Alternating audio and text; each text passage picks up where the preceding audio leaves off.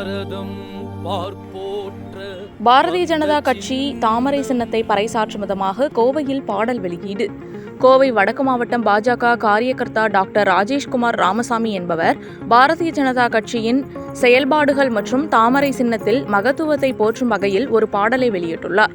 இதுகுறித்து கூறுகையில், பாரதிய ஜனதா கட்சியின் செயல்பாடுகள் மற்றும் தாமரை சின்னத்தின் மகத்துவங்களை விளக்கும் வகையில் 9 மாதங்களாக தமிழ் வார்த்தைகளை தேடி தேடி சொற்களை பயன்படுத்தி ஒரு பாடலை உருவாக்கியுள்ளேன். அதனை பௌர்ணமி நாளான இன்று கோவில் யாகம் செய்து வெளியிட்டது மிகவும் மகிழ்ச்சி அளிக்கிறது.